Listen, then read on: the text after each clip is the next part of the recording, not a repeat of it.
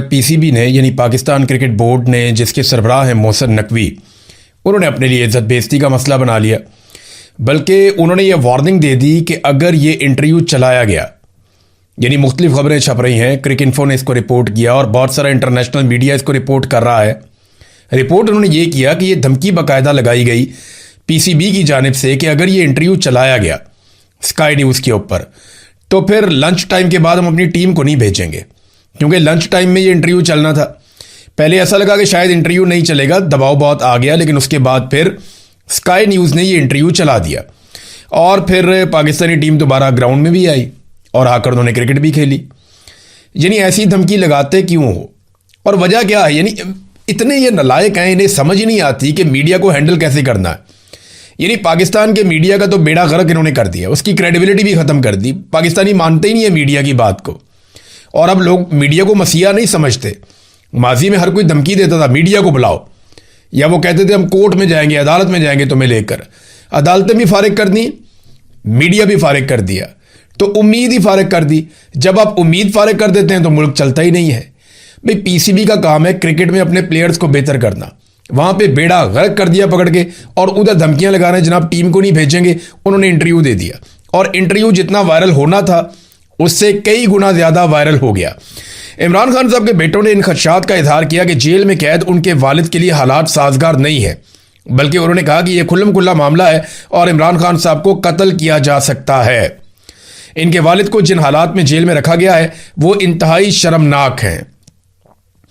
Interview जो किया वो बरतानिया के साबिक क्रिकेट कैप्टन ने किया, और सलमान और कासिम दोनों इमरान खान साहब के बेटे हैं। कासिम ने इंटरव्यू में बताया कि उनके वालिद को पीने के लिए गंदा पानी दिया जाता है, जबकि खाने का मेयार भी इंतहाई ख़राब है। उन्होंने दावा किया कि इमरान खान को अपने ज़ाती मुआलिज तक रसाई नहीं है। उनके वालिद को उस कोठरी में रखा गया है जिसमें सजाए मौत के कैदियों को रखा जाता है। इन छोटी छोटी कोठरियों में मुश्किल से दिन की रोशनी आती है और अक्सर बिजली भी काट दी जाती है। अब ये अक़वाम मुत्तहिदा भी इस बारे में बात करता रहता है, आलमी मीडिया भी इस बारे में बात करता रहता है। एक के बाद एक जो क्रिकेट के कैप्टन्स हैं वो अपनी अब वीडियोस भी बनाना शुरू हो गए हैं, यानी वीडियो बयानात भी आ रहे हैं, चाहे वो इंडिया है, ऑस्ट्रेलिया है, बरतानिया है, दुनिया भर के ममालिक के जो बड़े बड़े क्रिकेट के लेजेंड्स हैं वो अब वीडियोस बना रहे हैं बाकायदा।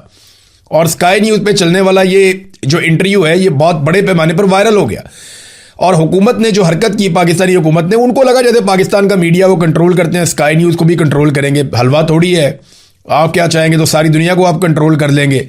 वो तो डोनाल्ड ट्रंप के काबू नहीं आते, CNN वगैरह, तो आप स्काई न्यूज़ को कंट्रोल करेंगे? ये कैसे हो सकता है? क्या पिद्दी और क्या पिद्दी का शोरबा।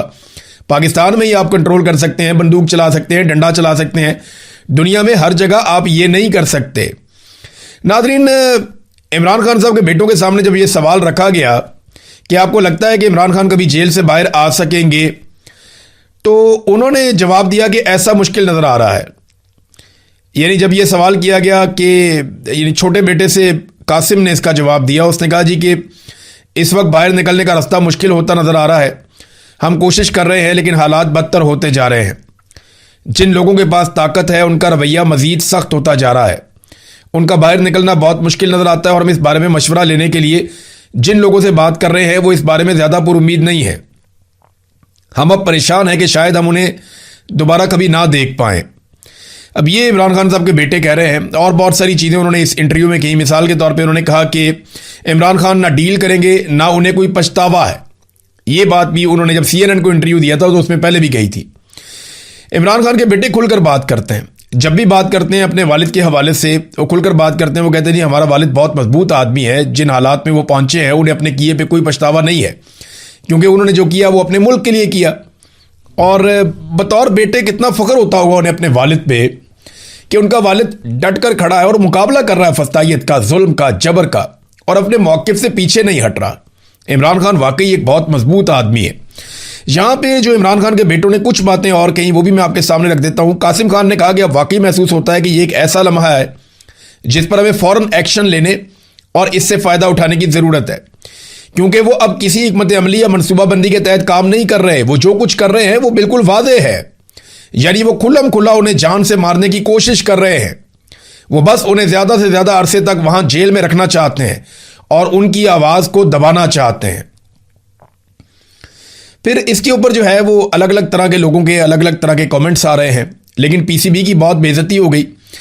4 तरह की बड़ी चीज़ें हुई हैं आलमी सतह पे इमरान खान साहब के हवाले से हाल ही में। इसमें सबसे पहले तो ये बैनुल अक़वामी जो क्रिकेट बरादरी है, उनके कप्तानों ने एक मुहिम चलाई, बड़ी तगड़ी मुहिम चलाई। 21 लेजेंड्स हैं जिन्होंने इमरान खान के लिए आवाज़ उठाई, अब वो वीडियोज़ भी बना रहे हैं। फिर ये लॉर्ड्स के मैदान में जो तारीखी इंटरव्यू है, ये पूरी दुनिया में बहुत अहमियत रखता है। पीसीबी को इस बात का आइडिया था, तो बजाय पीसीबी चुप रहता, उन्होंने रोला डाल के इसको और ज़्यादा वायरल करवा दिया है। तीसरी चीज़ जो है वो इंसानी हकूक़ की तंजीमों और अक़वाम मुत्तहिदा का मौक़िफ़ जो है वो बड़े शानदार तरीके से अब सामने आ रहा है। अक़वाम मुत्तहिदा का जो वर्किंग ग्रुप है, उनके माहिरीन के पैनल ने इमरान खान की कैद को गैर कानूनी करार दिया था और उनकी फौरी रिहाई की सिफारिश भी की थी। एमनेस्टी इंटरनेशनल ने और दीगर बैनुल अक़वामी इदारों ने भी इस पर आवाज़ उठाई है। फिर बैनुल अक़वामी बरादरी और सियासी असरात भी लगातार इसके पड़ रहे हैं। इमरान खान साहब की कैद के अमेरिका और बरतानिया के पार्लियामेंटेरियंस बार बार आवाज़ उठा चुके हैं, यूरोपीय पार्लियामेंटेरियंस बार बार आवाज़ उठा चुके हैं। हुकूमती सेंसरशिप के खिलाफ भी बातचीत की जा रही है। देखिए, मैं आपको पहले भी कह चुका हूं कि इमरान खान बाहर कैसे आएंगे। सादा फार्मूला है, 3 में से जब भी 2 चीज़ें होंगी इमरान खान बाहर आ जाएंगे। 3 किस्म के दबाव हो सकते हैं मिलिट्री एस्टेब्लिशमेंट के ऊपर। जब भी उन तीनों में से 2 दबाव इकट्ठे हो जाएंगे तो मिलिट्री एस्टेब्लिशमेंट की ऐसी तैसी हो जाएगी, इमरान खान को छोड़ना पड़ेगा। एक दबाव है बैरूनी दबाव, कि आलमी सतह पे एक ऐसा दबाव है पाकिस्तान की मिलिट्री एस्टेब्लिशमेंट पे कि उन्हें पीछे हटना पड़े अपनी जिद और अना से, या अपने मफादात से समझौता करना पड़े, इमरान खान को छोड़ना पड़े। आलमी दबाव।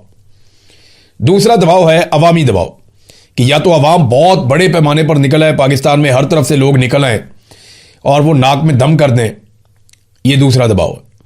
और तीसरा दबाव है माशी दबाव, कि मईशत का पहिया चल ही नहीं रहा, लोगों ने जिद पकड़ लिया कि इमरान खान के बगैर हमने मुल्क नहीं चलने देना। वजह यह है, लोगों को एतमाद ही नहीं है। एक जाली सरकार बैठी हुई है, अदलिया कंट्रोल्ड है, मीडिया कंट्रोल्ड है, कोई किसी का माल खा जाए बचाने वाला कोई नहीं है, सारे इदारे कंप्रोमाइज्ड हैं, अमनो अमान की सूरत हाल बदतरीन है और सियासी इस्तेहकाम है नहीं। इन चीज़ों के साथ जो है वो मईशत तो तबाह होनी थी और वो हो गई है। तो एक दबाव इस वक्त मौजूद है, वो है माशी दबाव। इस हुकूमत को हर साल $20 अरब के आसपास पैसा चाहिए सिस्टम को सिर्फ घसीटने के लिए। कम से कम इतना पैसा इनको चाहिए। अब ये इतना पैसा कैसे इकट्ठा कर सकते हैं, सवाल ही पैदा नहीं होता। $50 अरब अगले 2-3 साल के अंदर इनको चाहिए, जिसको ये सिस्टम चलाने के लिए इस्तेमाल करें। इतना पैसा लाएंगे कहां से, कौन देगा इन्हें इतना पैसा? ये कमा तो सकते नहीं है, वापस कैसे करेंगे, ये भी बड़ा सवाल है। तो माशी दबाव इनके ऊपर मौजूद है। बाकी 2 तरह के दबाव में से कोई एक भी आ गया तो इमरान खान साहब बाहर आ सकते हैं, यानी बैरूनी दबाव बहुत ज्यादा आ जाए अगर, यानी अमेरिका से और सऊदी अरब से भी ये कहा जाए कि यार बहुत हो गई है, इमरान खान को छोड़ो, तुम लोगों ने तमाशा लगाया हुआ है तुम लोगों ने। तो अगर ये चीज होगी तो इनको छोड़ना पड़ेगा, क्योंकि अमेरिका से आने वाले किसी भी हुक्म को हमारे जो मिलिट्री एस्टेब्लिशमेंट के लोग हैं या जर्नैल हैं, वो सबसे अव्वलीन हुक्म समझते हैं। मैंने आपको कहा था ना कि जो हमारी अस्करी क़यादत होती है उसका जो दुनियावी किबला है वो पेंटागन है, वो कहीं और नहीं है। तो पेंटागन से जो ऑर्डर आता है उसके ऊपर अमल दरामद करते हैं, फौरी तौर पे करते हैं, चाहे पेंटागन से बरास्ता सऊदी अरब आ जाए, चाहे बराह रास्त आ जाए, या अवाम निकल आए बहुत बड़े पैमाने पे। इन दोनों में से कोई एक चीज भी हो जाएगी ना, तो माशी दबाव के साथ जब भी ये दबाव मिलेगा, चाहे अवामी दबाव मिले चाहे बैरूनी दबाव मिले, तो इमरान खान साहब को मिलिट्री एस्टेब्लिशमेंट को छोड़ना पड़ेगा। अवामी दबाव के लिए सुहेल अफरीदी साहब काम कर रहे हैं, उन्होंने एक वार्निंग जारी की है। मैं ये खबर आपको पढ़ के सुना देता हूं। उन्होंने कहा 27 सितंबर को इतनी तैयारी के साथ आ रहे हैं कि आप सोच भी नहीं सकते, ये शहरियार अफरीदी ने कहा है। अब वो क्या देख रहे हैं, देखिए ग्राउंड के ऊपर तो नजर आ रहा है, लोग बहुत ज्यादा चार्ज हैं, लोग बहुत ज्यादा गुस्से में। जो कुछ इमरान खान के साथ आसिम मुनीर साहब ने और उनके साथियों ने किया, उसके बाद लोग बहुत नाराज हैं, लोग गुस्से में हैं, तकलीफ में हैं, और वो अपने सबसे मकबूल लीडर को अपने बीच में देखना चाहते हैं। अब ये गुस्सा बढ़ता चला जा रहा है। ग्राउंड पे सुहेल अफरीदी को नजर भी आ रहा है, जहां जाते हैं लोग कहते हैं चलो चलो डी चौक चलो। अब सुहेल अफरीदी की और उनके साथियों की एफर्ट के ऊपर आप उंगली उठा सकते हैं। आप ये कह सकते हैं कि जो एफर्ट दरकार है ये वो एफर्ट नहीं कर रहे, प्रैक्टिकली जो चीजें करने वाली हैं ये वो नहीं कर रही है, इनका उतना तजर्बा नहीं है, इनको उतनी समझ नहीं है, ये नए लोग हैं, इन्हें बहुत मुश्किल काम दे दिया गया है। लेकिन क्या ये उसके लिए ट्रेंड है या जानबूझ के नहीं कर पा रहे? क्योंकि देखिए स्ट्रीट मूवमेंट का अभी तक, जिसको ये स्ट्रीट मूवमेंट कह रहे हैं, वो तो सिर्फ लोगों को मोटिवेट करने वाली चीज है, चैनलाइज करने वाली चीज है, लोगों को हौसला देने वाली चीज है। लेकिन जो स्ट्रीट मूवमेंट गली मोहल्लों में एक एक घर में जाके एक एक नौजवान से मिलके जो आप सबकी ड्यूटियां लगाते हैं, एक ऑर्गेनाइज्ड एफर्ट होती है, वो अभी तक हमें दिखाई नहीं दी। फिर इसके लिए इनको बहुत पैसा चाहिए, 50-60 करोड़ में नहीं होगा। इसके लिए बहुत पैसा चाहिए कि पाकिस्तान तहरीक इंसाफ उतना पैसा भी इकट्ठा कर लेगी। वैसे इनके लिए मसला होना नहीं चाहिए। पाकिस्तान तहरीक इंसाफ को तो आम आदमी बहुत फंड देता है, इमरान खान साहब पे बहुत भरोसा है पाकिस्तानियों को, और वो इमरान खान साहब की आज़ादी के लिए चलने वाली तहरीक को फंड ज़रूर करेंगे।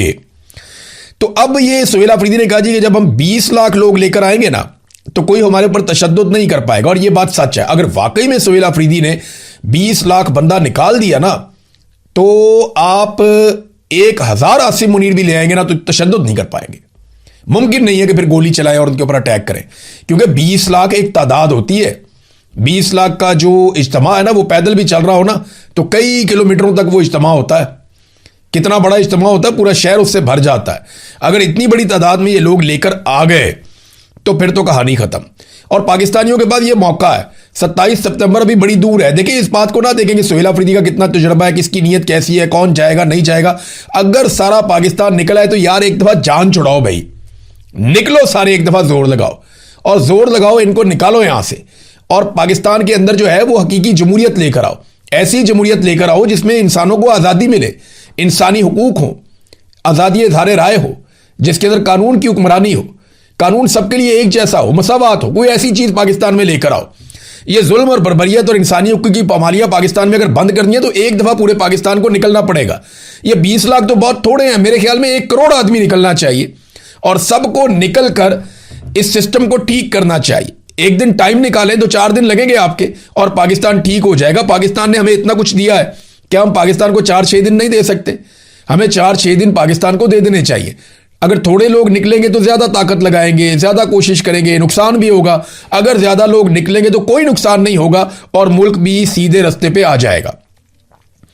नाज़रीन, सोहेल अफरीदी ने यह भी स्टेटमेंट दिया और एक और बात भी बताई, और यह बात बड़ी तकलीफ दे है। उसका रीजन भी मैं आपको बताता हूं, लेकिन पहले एक अपील भी है।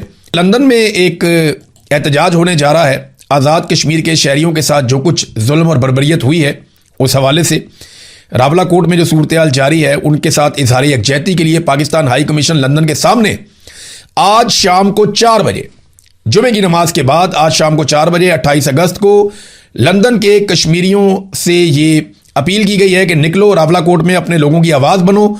और ये एक एहतजाजी तहरीक की शक्ल इख्तियार कर चुका है, और ये एमरजेंसी प्रोटेस्ट कॉल किया गया है, जबकि जवाब तलब किया गया इसहाक डार से, जो डिप्टी प्राइम मिनिस्टर है पाकिस्तान का।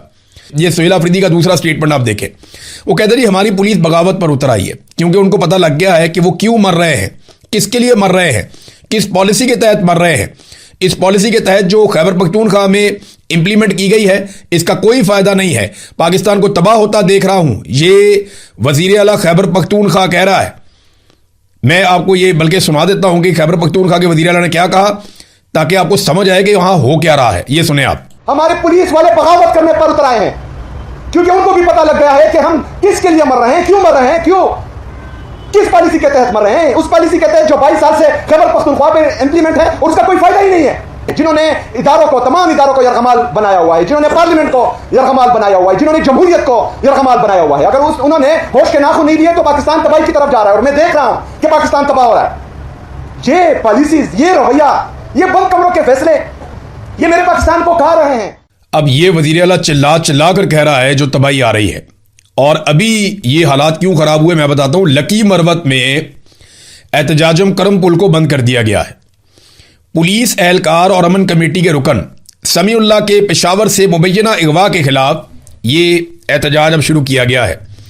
पुलिस एहलकार समीउल्लाह, अब ये जो पुलिस एहतजाज कर रही थी, वहां जो अमन कमेटी के रुकन है समीउल्लाह, उन्हें अगवा कर दिया गया। आपको पता है कौन अगवा करता है? जबरी तौर पे गुमशुदा किया गया जो पुलिस एहलकार एहतजाज कर रहे थे फौज की मुदाखलत के खिलाफ या मिलिट्री ऑपरेशन के खिलाफ, या वो जो लोग कह रहे थे कि जनाब यहां पे दहशतगर्द आते हैं तो उन्हें